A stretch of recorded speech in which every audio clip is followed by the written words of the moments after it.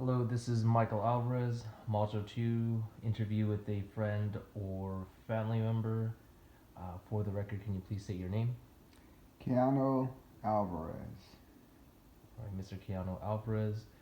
This is a oral history interview with a friend or family member for Arizona State University for an oral history series that we're doing, interviewing different people and learning about their past experiences. Do you consent to this interview and its submission? Yes, I do. Thank you, thank you. I do appreciate it. Let's start with the first question here. How was it like growing up in Brooklyn that you remember, at least during the 70s or when you were little? Grew up in Brooklyn during that time frame was great. A lot of diversity, a lot of different experiences that you would encounter in a city as dynamic as New York City is.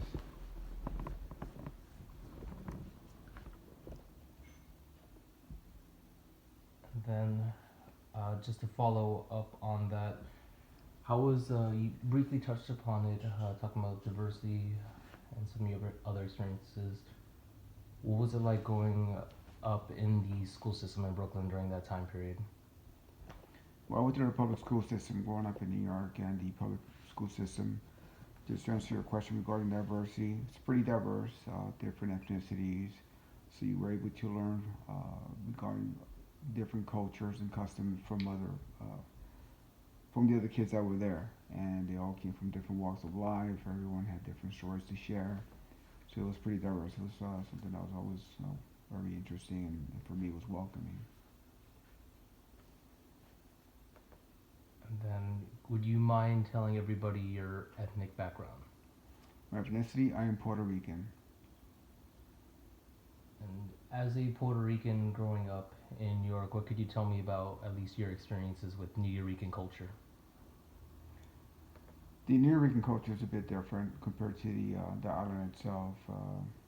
We just growing up in New York itself, you are exposed to the city and different experiences that we encounter versus those on the island. The island itself is a much more laid back type of culture, and so two different environments. There's about 30 miles per hour. You go to New York City, it's about 110 miles per hour. And then part of the challenge as well was the language, as we tend to incorporate a lot more of the Spanglish and a lot more of the slang in New York City versus Puerto Rico. Well, they'll have slang, but the slang is more in Spanish itself, not so much the Spanglish. Okay. And then you briefly mentioned about just the just the differences between Puerto Ricans from the actual island of Puerto Rico and those that are stateside. Could you elaborate more on those differences, or if there's ever any I wouldn't say tension, but just differences in how things are approached or attitudes towards each other? Well, as I mentioned, the Islanders tend to be more laid back compared to us in the city, and we're more straightforward in our approach, uh, just like any other native New Yorker. Keyword is native, not those that just come into the city from somewhere else after the fact. But growing up in the city, we're known to be straightforward, which is construed as rude by others. So us being straightforward is construed as one way versus those in the island that they're not as straightforward as us. So there's that difference. There's a difference in how we speak our Spanish. They tend to speak it more properly than we do. Unless you make the effort itself, then that's different. And you might be at the same level as it relates to the way the language is supposed to be spoken. Oh, okay. And then growing up, could you tell me at least the could you tell me at least more about your family situation, and if family is important, and how much you knew your extended family? Well, growing up in our house, it was my mom who was pretty much the breadwinner. She was the sole provider for my sister and I growing up. My dad was signing the picture because he had left. So for us, that was something that we grew up with and understood. So that's why for me, I'm not too empathetic for those who do grow up in the inner city and they're making excuses as to why they turn out a certain way. It's really the upbringing that's provided to you by your parents. So if your parents have a good solid foundation that can teach you great values, family values, and so forth, that's going to be your foundation to continue to build upon, and not be part of the issue, and actually just separate yourself and strive for things that are there, the opportunities that are out there, versus just making an excuse and looking for a handout. And then you mentioned family values. Could you tell me some of the, what do you remember, some of the specific family values that were instilled to you by your mother, or that were any traditions or things of that nature that were passed down? Basically, along the lines of respect and respecting elders and respecting uh, those in leadership positions. Overall, just being once you follow the rules, and they're there for a reason. And if you start deviating from them, that's when you start learning quickly why it's not in your best interest to deviate. So those values, I mean, just learning how to respect and understanding those boundaries that are there for a reason goes a long way. Okay. And then you'd mentioned your ethnic background being Puerto Rican, and you were able to speak on some of the differences between native born Puerto Ricans and those in stateside United States. Could you tell me more about what you remember from visiting Puerto Rico at the time? Well, I used to visit Puerto Rico every summer. Uh, I would go on vacation, summer vacation, and my sophomore year in high school, I actually went to Puerto Rico to study for 1 year to basically and learn the proper way of speaking Spanish. It's like anything else. I mean, you can have an accent here depending where you're from in the states, and same thing in Puerto Rico. So depending where you're from, uh, where you go to school, the school district is going to dictate the level of Spanish that you speak, and how you communicate and come across to others. Okay. And then, from what you remember Puerto Rico, then how would you say things have changed, or has there been many changes between what you remember the island, I was in the 70s and 80s, to present day? Well, the island itself has changed. I mean, at one point, I think it was referred to as the tropical New York because how it's gotten a little bit more, just more issues as it relates to crime. And of course, the last few hurricanes that have hit Puerto Rico have given it a big hit in the sense that they're still recovering from that. But the locals, you watch them, they're always in great spirits, and families scattered throughout the island. So I mean, although they've taken a great hit, it's not the way the media depicted the circumstances there in Puerto Rico. It's really night and day compared to what the media was telling everybody else. And then you talk to your family there, and again throughout the island, and they give you that perspective that the media was not sharing. So they painted this picture as if Puerto Rico was some third world country. I mean, don't get me wrong, Puerto Rico does have its challenges, but nothing even in close in comparison to what the media was putting out there for everyone else to weigh in on.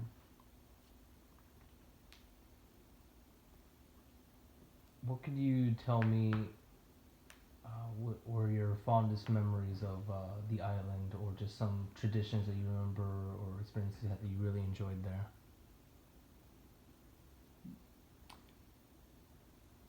Puerto Ricans are always very welcoming. I mean, that's one of the things that you will see not only on the island, but you'll see it in New York, but more so on the island. So it's always the welcoming, the the culture is very inviting. They welcome you. You can be a complete stranger, and they'll welcome you to their house. They'll try to feed you, and then trust me, they'll feed you a lot of food. And for them, it's a privilege to welcome you to their household and be able to provide you with whatever is lunch, dinner, breakfast, whatever the case may be. So I always remember that, and I always remember just the again the joyfulness and the happiness of the locals, and it's almost like it's that part hasn't gone. It's still there. And if you wouldn't mind me transitioning here, I know we've been asking a couple questions about the island, but if you could tell me about, you could correct me if I'm wrong, but I believe you're the first in your family to go to college, correct? No, not the first. The first to complete college. Oh, So others have gone and they never completed their undergrad. My dad went. I think he did a year or two. Then life happened and he didn't complete college. And same thing for some my other uncles. And then with the cousins, first line cousins, I'm the first to do so, to actually complete my undergrad and then graduate school. And then some of my other cousins followed. They also finished their undergrad and grad school. And actually, I think two of them, from what I remember, went to medical school. that's good. If you don't mind me asking, could you tell me any, or at least what you, that were unique challenges in getting your college education and completing it and being the first one to complete it? Well, for me, it was challenging because I was when I went back to college, because I did a year of college before I joined the military. And when I was doing my undergrad, I was a full-time employee, a full-time parent, so it was very challenging to manage all those different variables and try to be successful in school. So that really changed a lot of things for me and how I approached it. It wasn't something that all I had to focus on was just school. I had my full-time job to worry about, the family to worry about. So it was really something that was very challenging for me at the time. It's good to know that you were able to balance all that, and must not have been easy, but definitely not making any excuses and getting it done. You'd mentioned that you'd joined the military. Do you remember any particular reason why you had joined the Navy? Whether it been just something you always wanted to do, or financial, whether it's like something that inspired you, or you'd seen something. Well, at the time I joined the military because I felt that I needed to grow or further enhance my level of discipline. When I went to college, the first year, I was not following the rule of following what the rules were, which is being in class when I had to be. I basically had a lot of freedom in college, and it seemed like no one was really monitoring what I was doing. So I just really stopped. I would pick and choose when to go to class, and that reflected in my GPA. My GPA just took a hard hit compared to all the way from elementary school through high school. I would never skip class. I was always in class and always making sure that I was applying myself to my classes. But that first year in college, I mean, being right there in New York City and in the village, Greenwich Village, there in New York, and that's like it's an amazing place to be. So I was spending a lot more time there than I was actually in the classroom. So for me, it was lessons learned, and that's why one of the reasons why I had joined, just basically uh, further enhance my level of discipline because I started lacking that discipline when it came to being in school. And then you had mentioned joining in discipline, kind of to tie it in. What do you remember your experiences about your Navy boot camp, and just that whole transition and the things you learned and getting used to everything? Well, just being in Navy boot camp, it It's really about doing things as a team, being accountable for yourself and accountable for others. And as I mentioned, the level of discipline, because you go in, everybody goes into a certain level of discipline, and what the military does, whether it's the Navy or any other branch of service for that matter, what they do is they just take your whatever discipline you have to a different level, and that way you can start being accountable for yourself and for others as well. Because is in the military, as you start promoting, you're going to be responsible for others that are going to be reporting to you.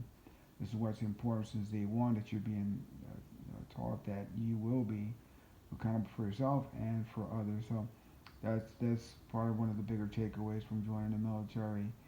When just doing again Navy, and then every branch of service is going to be different when it comes to their whether it's boot camp, basic training, whatever the case may be. So for me, I did that, and then later on in life, I did join the army, and that itself gave me a different perspective as to military bearing and customs and courtesies. It's just different altogether compared to the Navy. If you don't mind me asking, why did you switch branches of service? Wanted to Like, do something different compared to the Navy, and Army gave me the opportunity to join and become an infantryman, where I can be basically that individual is going to be in a combat zone, be uh, doing what I guess what everyone thinks of someone joining the military. And that's because as soon when you say the military, that's the first thing that comes to mind, that you're on the front lines. And uh, being in the Navy, you're not going to be in the front lines, especially if you're on a ship. You're far from the front lines. In the Army and the Marine Corps, you're going to get that exposure. Some of the other branches, depending on what your job is, you might get the exposure. Army, just like the Marine Corps, the main MOS, the main job, military occupational specialty, that is being an infantryman. Those are the true individuals that could be in the front line. Everybody else, for the most part, is going to be support. Uh, some of the other combat MOSs, or jobs, I should say, um, they'll get to be in the front line somewhat, but not the true, again, doing the patrols where you are making contact with the enemy, and breaking contact, and just going through to various battle drills that we do have.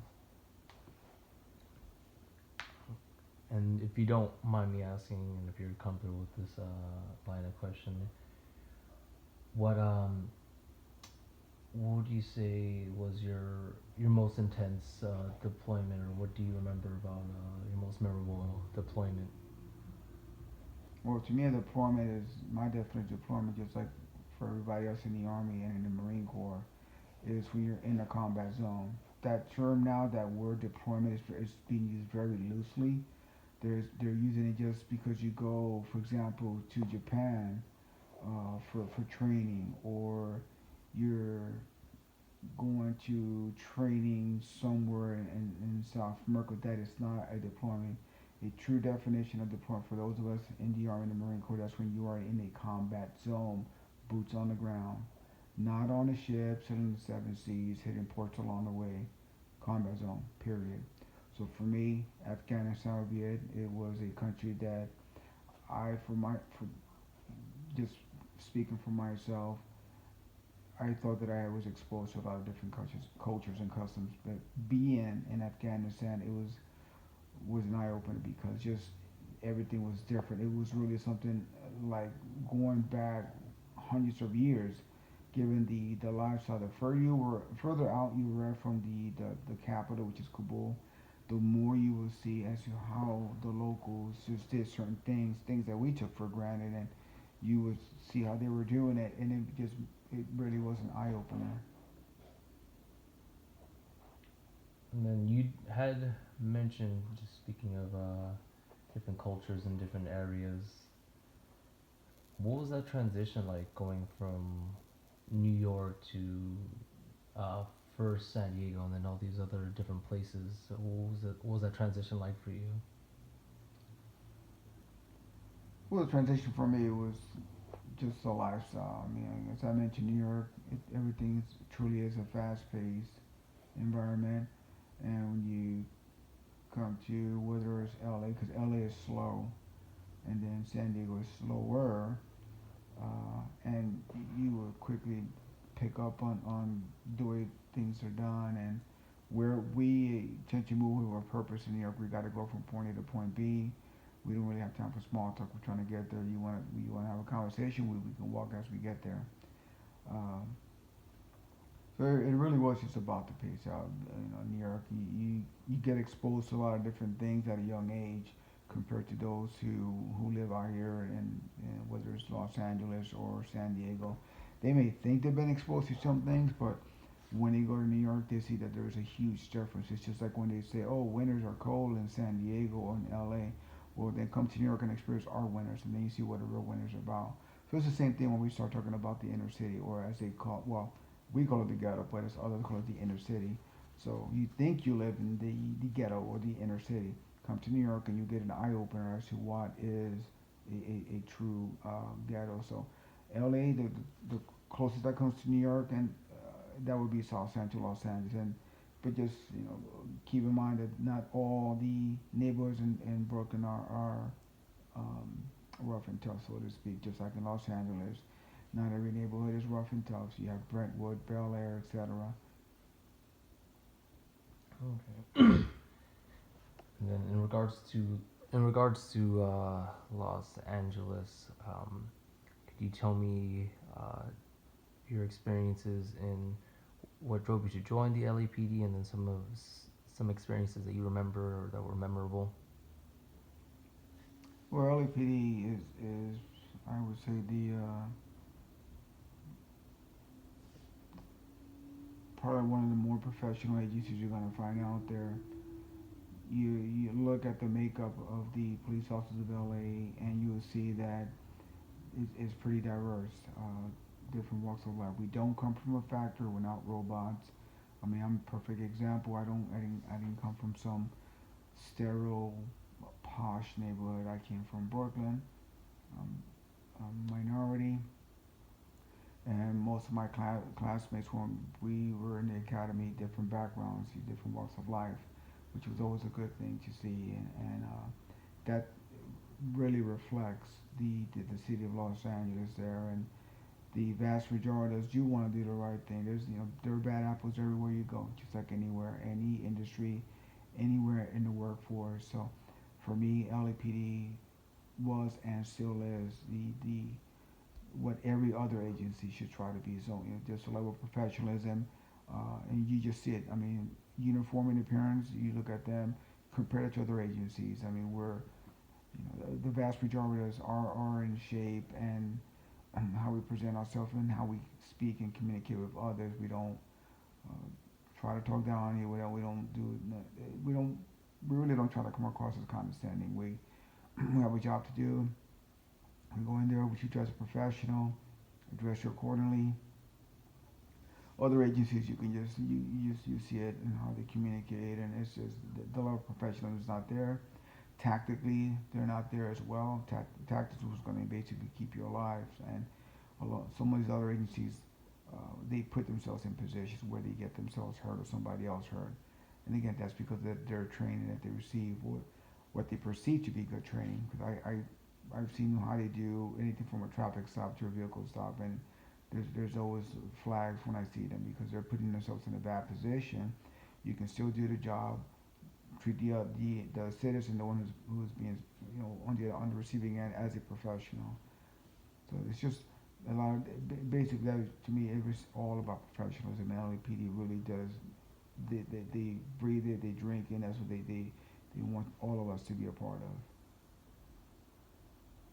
And then LAPD, what could you tell me was they feel comfortable sharing one of your more memorable experiences in the department, or something that just stands out to you in your mind? There's a sense of pride. Every day you put on that uniform, it's a sense of pride. You work with a great team. As I mentioned, for the most part, we're all on the same page, and what we're doing, we're trying to do the right thing. and the interactions and working with the community and being out there in the community, and you when you have those interactions with them, it lets them know that you are just like them. You put your pants on the same way they do, and that I've always experienced that with them. And they was I would get comments like, "Hey Popo, Popo meaning police. Hey Popo, you cool? You from here?" And I was like, "No, I'm not from here. I'm from Brooklyn." And they're like, "Oh, that's really so cool."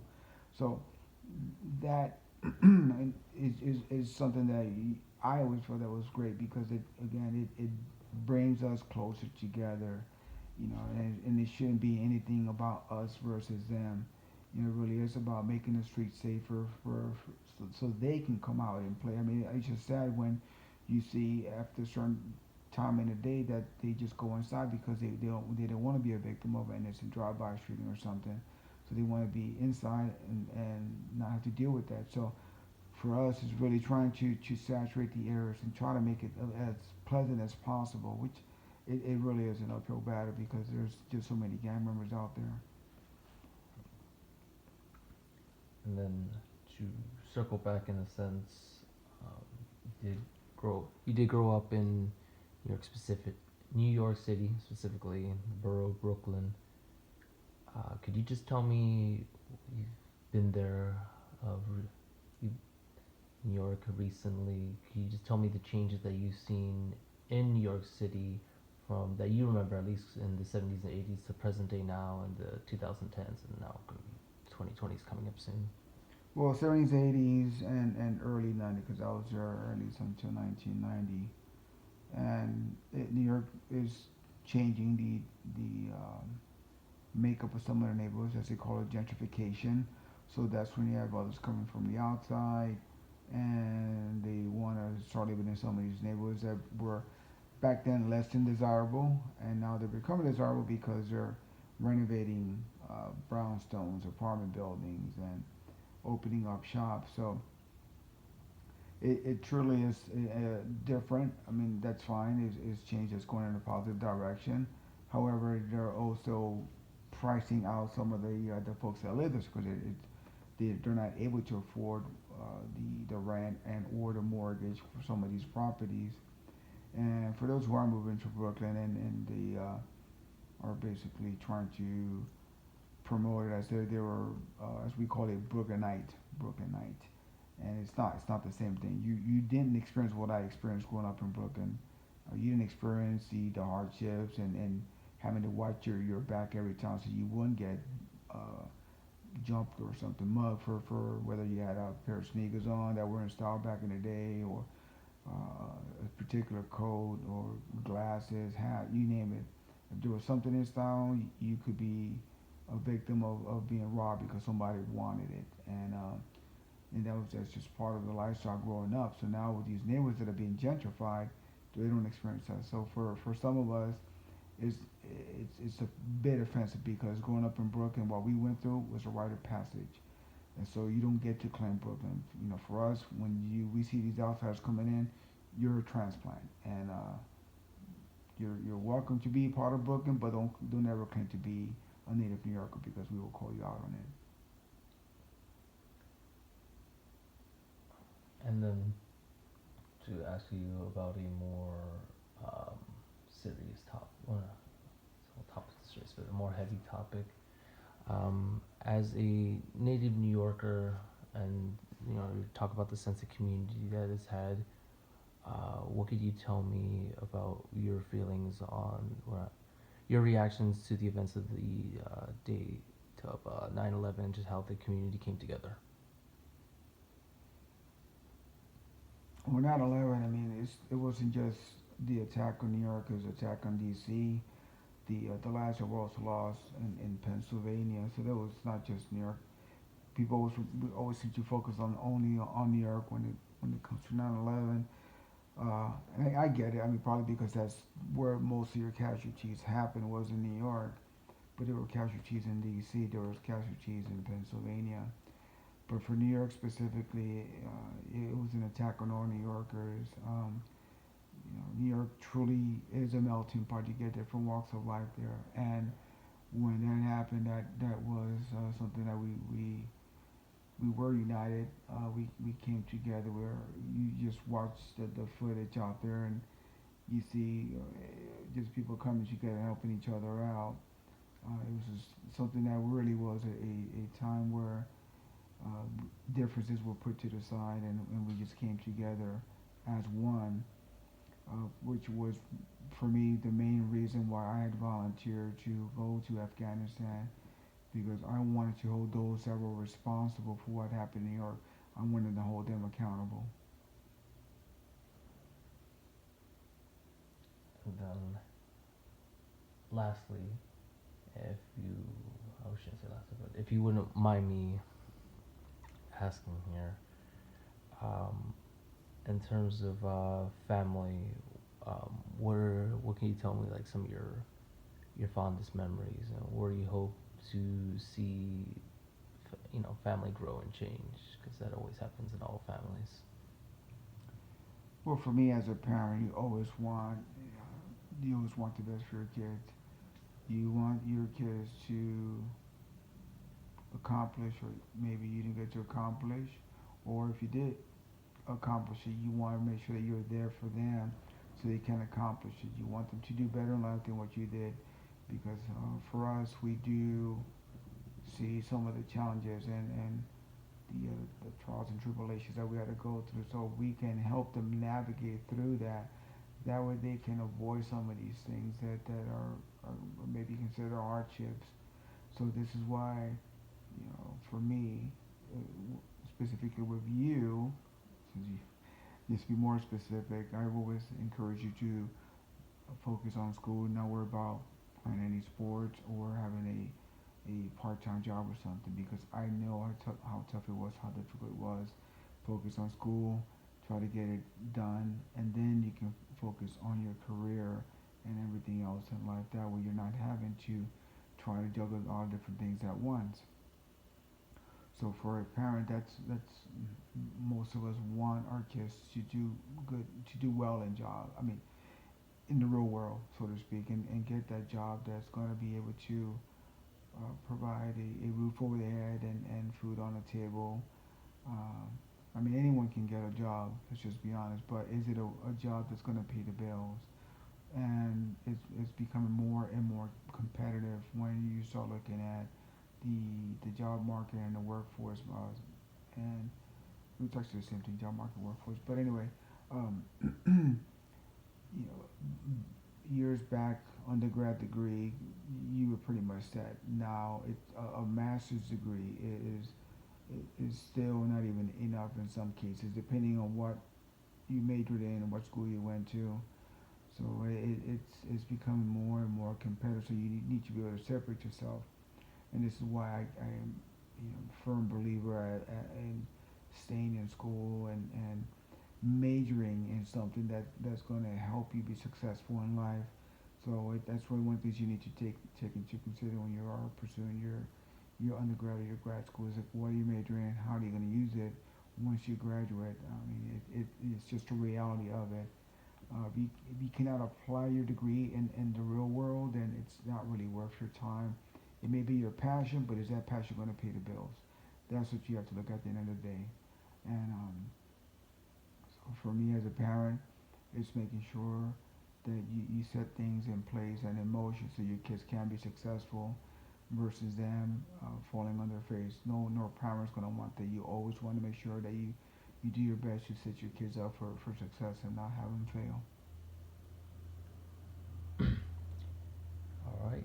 I appreciate you taking the time for this interview, specifically for Malta to interview with a friend or family member, and I appreciate you being as forthcoming as possible with the questions that I've asked. Do you have any questions for me or about oral history or what we're doing here?